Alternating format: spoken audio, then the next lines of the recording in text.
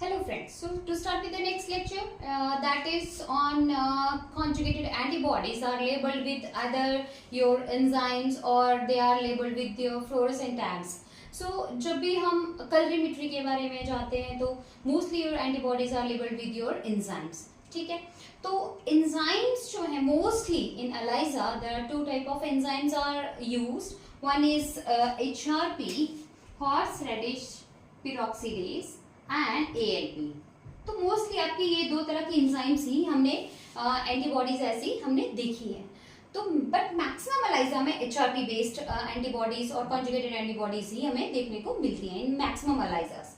सो अब हम क्या देखेंगे कि ये जो तो एंजाइम्स हैं क्या इनकी प्रॉपर्टीज हैं और ये इनकी रिएक्शन कैसे है, इनके सबस्ट्रेट क्या है और कहाँ से ये एक्सट्रैक्ट होता है.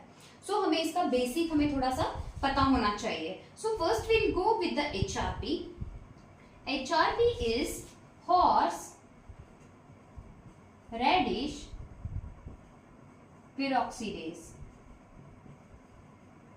क्या है ये? Horseradish peroxidase. Horseradish क्या है? एक प्लांट है, ठीक है. और इस प्लांट की जो रूट है, आप सबने मूली खाया होगा घर पे, रेडिश हम यूज करते हैं, वो थोड़ा व्हाइटिश होता है. बट हॉर्स रेडिश जो है ये थोड़ा सा ब्राउनिश होता है. ब्राउनिश मीन्स थोड़ा सा गंदा सा लगता है देखने में.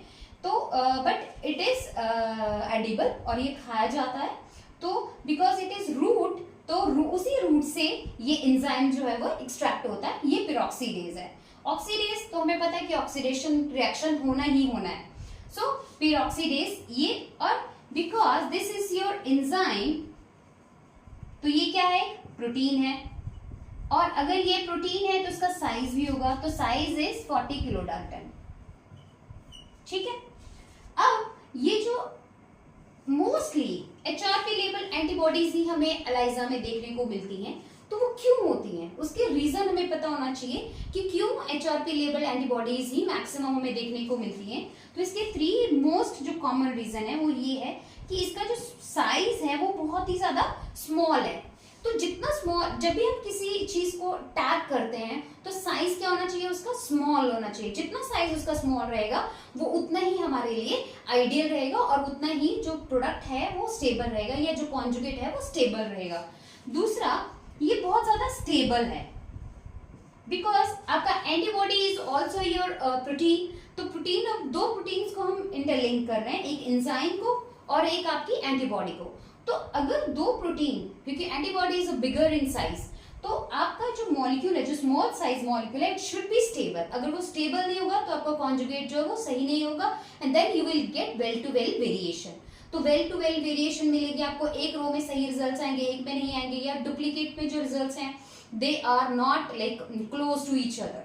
सो and the third one is कि इसमें जो नॉन स्पेसिफिक रिजल्ट्स आने के चांसेस जो हैं वो बहुत कम आते हैं. क्यों? क्योंकि ये वेल टू वेल वेरिएशन जो है वो कम शो करता है. स्टेबल है, इजीली बाइंड कर जाता है एंटीबॉडी के साथ और इसकी एक्टिविटी पे ज्यादा टेम्परेचर वेरिएशन फर्क पड़ता है, but it is not that much affected. So जो वेरिएशन है उसको ये कंट्रोल रखता है. So that's why it is more preferred over ALP. और इसका fourth reason is it is like it has wide range of pH. तो इसकी जो एक्टिविटी ऑफ pH 5 से लेके pH 9 तक इसका एक ब्रॉड रेंज है. तो उसके ऊपर इसकी एक्टिविटी है. तो उसकी वजह से क्या होता है कि ये मोस्टली प्रेफर किया जाता है इन मैक्सिमम एलाइजास. तो ये चार हमने इसके पॉइंट्स देखे कि ये क्यों प्रेफर किया जाता है. और कमर्शियली किट्स में या जब हम इन हाउस एलाइजा डेवलप करते हैं तो वहां पे हम ऐसे ही एंटीबॉडी को या ऐसे ही कॉन्जुगेट्स को क्यों प्रेफर करते हैं. अब हम देखेंगे कि इसका रिएक्शन कैसे होता है, कैसे ये कलर रिएक्शन जो है जनरेट करता है. तो अगर हम इसकी सबस्ट्रेट की बात करें तो suppose this is A is substrate for HRP. It is converted to product B with the help of HRP in presence of hydrogen peroxide. In presence of hydrogen peroxide. अब HRP and hydrogen peroxide वो क्या करते हैं? Reaction को catalyse करते हैं. Substrate जो आपका सबस्ट्रेट है A उसको प्रोडक्ट B में कन्वर्ट करते हैं और बिकॉज ये जो H2O2 है it will provide oxygen and water molecule तो जैसे वाटर मॉलिक्यूल इस रिएक्शन में रिलीज होता है, वाटर मॉलिक्यूल एंड ऑक्सीजन जो है वो रिलीज होता है, तो ये जो ऑक्सीजन है ये क्या करती है, इसको कलर कंपाउंड, कलर प्रोडक्ट जो है वो ये रिएक्शन में देता है। अब ऑक्सीजन है तो ऑक्सीडाइज करेगा तो एक कलर कंपाउंड आएगा, तो बी इज कलर कंपाउंड और इसका कलर क्या रहता है, ब्लू। क्या कलर रहता है इसका, ब्लू। अब आपका रिएक्शन चल रहा है, अब you need to stop the reaction also, you want to stop the reaction also, so as you want to stop the reaction you have to add the stop solution। so आपके mostly ELISA में stop solution जहां पे HRP होगा तो वहां पे stop solution क्या होगा आपका, सल्फ्यूरिक एसिड, सल्फ्यूरिक एसिड। तो जब इसमें सल्फ्यूरिक एसिड है, बिकॉज ये सल्फ्यूरिक एसिड क्या करता है, इस कंपाउंड का जो पीएच है उसको डाउन कर देता है। तो जैसे इसका पीएच चेंज होता है तो जो कलर आएगा प्लेट में वो क्या आ जाए आपका, येलो कलर। क्या कलर आएगा प्लेट में, yellow. And then you will take reading at 450 nanometre पे। इसीलिए जब भी HRP लेवल एलाइजर की बात होती है या जहां पे भी HRP लेवल कॉन्जुगेट यूज होते हैं, वहां पे हमारे मोस्टली जो रीडिंग जो OD वैल्यूज हैं वो हम कितने पे लेते हैं, 450 नैनोमीटर पे, क्योंकि उसका कलर प्रोड्यूस होगा, सबस्ट्रेट हम डालेंगे, सबस्ट्रेट डालने से उसका कलर आएगा, कलर से उसको जब हम उसमें स्टॉप सॉल्यूशन ऐड करेंगे तो उसका कलर चेंज हो जाएगा, and then the colour is yellow. At the end you have to take the reading of that yellow colour. अब इसके सबस्ट्रेट क्या क्या है, अगर हम इसके सबस्ट्रेट्स की बात करें तो इसके सबस्ट्रेट क्या क्या है, इसके सबस्ट्रेट हैं TMB, देन इसका सबस्ट्रेट है DAB, इसका सबस्ट्रेट है ABTS। तो 3 तरह के सबस्ट्रेट जो है यूज होते हैं इन मोस्टली रिएक्शंस में। ठीक है, अब मैंने इसको क्या बताया, इसका पीएच कितना है, 5 पॉइंट से लेके 9 तक। This is a range for the pH for its activity, but the optimal और you can say that maximum activity of enzyme is at pH 7.4, जिसपे इसकी एक्टिविटी कितनी होगी, 84%। कितनी होगी, 84%। So this is all about HRP। अब हम दूसरा एंजाइम देखेंगे ALP। अब ALP क्यों प्रेफर नहीं होता या लेस प्रेफर होता है फॉर कॉन्जुगेशन पर्पस, तो उसको भी हम अब देखते हैं, क्योंकि ALP जो आपका अल्कलाइन फॉस्फेटेज है, अल्कलाइन फॉस्फेटेज और भी जगह एज अ मार्कर यूज किया जाता है, बोन डिसऑर्डर्स में, किडनी डिसऑर्डर्स में, लीवर डिसऑर्डर में ALP को एज अ मार्कर, या जहाँ पे डिजीज कंडीशंस होती हैं वहां पे ALP यूज होता है। ठीक है, बट यहाँ पे जो एंजाइम है ALP as a tag use किया जाता है या एज ए एंजाइम यूज करा जाएगा for the conversion of substrate to product. तो ALP जो है, ALP अल्कलाइन फॉस्फेटेज जो है कहां से मिलता है, लीवर, बोन, किडनी, इंटेस्टाइन। हमारी ह्यूमन बॉडी में भी ALP रिलीज होता है। हमारी ह्यूमन बॉडी में कहां से रिलीज होता है, लीवर, बोन, किडनी, इंटेस्टाइन से। ठीक है, तो हम लोग क्या करते हैं, हम लोग क्योंकि ये सीरम में रिलीज आएगा, ब्लड में आएगा, तो हम सीरम से इसकी डिटेक्शन कर लेते हैं। ठीक है, so we can say yes आपको बोन रिलेटेड प्रॉब्लम है या आपको लीवर रिलेटेड, जब हम उसको अदर सिम्टम्स के साथ कंपेयर करते हैं। तो जो कमर्शियली ये कहां से एक्सट्रैक्ट किया गया, काफ इंटेस्टाइन से भी एक्सट्रैक्ट किया जाता है, but nowadays they are extracting this ALP from the cell lines. कहां से ले रहे हैं, सेल लाइन से। Liver, bone, kidney, intestinal cell lines मिल रही है, उन सेल लाइन से they are extracting the ALP।